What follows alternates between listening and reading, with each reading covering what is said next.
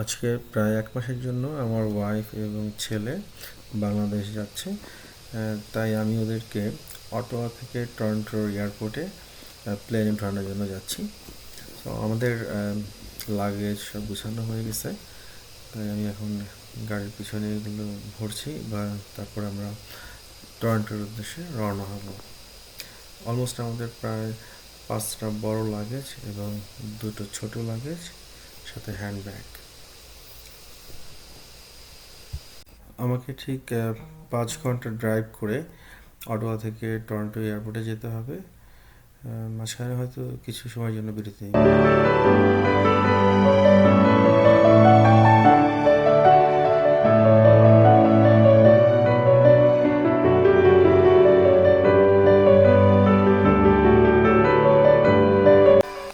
সন্ধ্যা হওয়ার ঠিক কিছুক্ষণ আগেই আমরা টরন্টোর উদ্দেশ্যে রওনা দিলাম।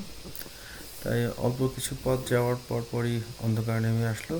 এর মধ্যে আমি ড্রাইভিং করছি আর দেখতে পাচ্ছেন চারিদিকে বেশ অন্ধকার, আম, এবং অল্প অল্প বৃষ্টিও হচ্ছিল।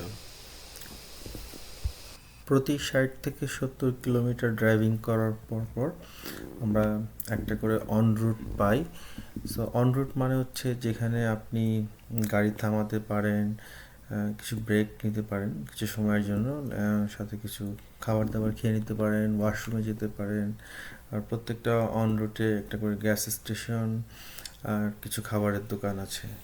সো এরকমই একটা অন রুটে আমরা থামলাম। সো আমরা এখন কিছু সময়ের জন্য ব্রেক নিব, একটু ফ্রেশ হব, আর দেখা যাক কী খাওয়া যায়।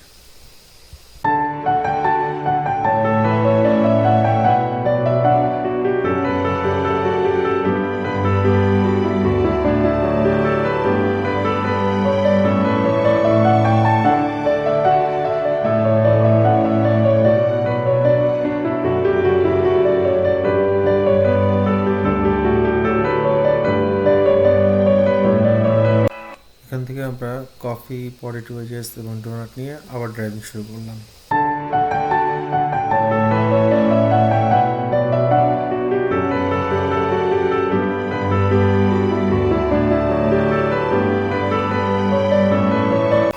আজকের রাতটা আমরা আমাদের ফ্যামিলি ফ্রেন্ড আজিজ ভাইয়ের বাসায় থাকবো। উনি স্কারবোরোতে থাকেন এবং পরের দিন সকালে আমরা টরন্টো এয়ারপোর্টে যাব। আমরা এখন টরন্টো এয়ারপোর্টে চলে এসেছি। আজিজ ভাই আমাদেরকে ড্রাইভ করে টরন্টোতে নিয়ে এসেছেন, এয়ারপোর্টে নিয়ে এসেছেন। অনেক ধন্যবাদ আজিজ ভাইকে। আমরা এখন গাড়ি পার্ক করে বোর্ডিং পাস নিব এবং ইমিগ্রেশন কমপ্লিট করব।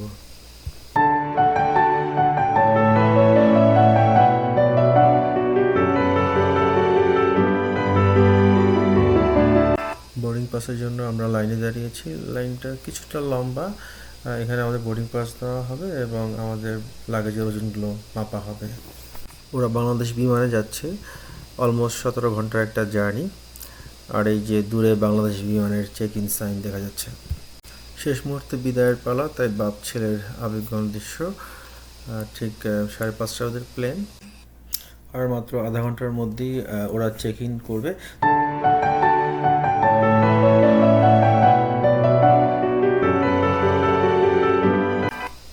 শাফিন খুবই খুবই এক্সাইটেড, বিকজ বাংলাদেশে ওর সব রিলেটিভদের সাথে দেখা করবে। ওর বিশ্বাস যে বাংলাদেশে ও অনেক অনেক ফান করবে। যেহেতু বাংলাদেশে অনেক মানুষ, প্রচুর মানুষ, খুব ভালো একটা ওয়েদার। কানাডার মধ্যে এত ঠান্ডা নাই আর এত কম লোক না। সো বাংলাদেশে গেলে ও প্রচুর মানুষ পাবে, প্রচুর লোক পাবে, আর ও জানে ওর সব রিলেটিভসরা এখানে থাকে। তো ও অনেক অনেক মজা করবে। একটা জিনিস বলে রাখছি, এটা আমার ওয়াইফের একটা প্রি প্ল্যান ছিল। ও আগে থেকেই টিকিট কেটে রেখেছে। ও চাচ্ছিল কাউকে বলবে না, সবাইকে একটা সারপ্রাইজ দিবে। ও দেখতে চায় কেমন লাগে সবাইকে সারপ্রাইজ দিয়ে, সবার কেমন ফিলিংস। অনেকদিন পরে যাচ্ছে। একমাত্র শুধু সায়েম ভাই জানেন, ওর সেজো ভাই। আর সায়েম ভাই ওদেরকে বাংলাদেশের এয়ারপোর্ট থেকে রিসিভ করবেন। ধন্যবাদ সায়েম ভাইকে। সায়েম ভাই তার একটা প্রোগ্রাম বাতিল করে ওদেরকে রিসিভ করছেন। সো ওরাও খুব এক্সাইটেড। আর ইতিমধ্যেই ওরা একদম এয়ারপোর্টের গেটে চলে আসছে। ওরা ভিতরে ঢুকছে প্লেনের।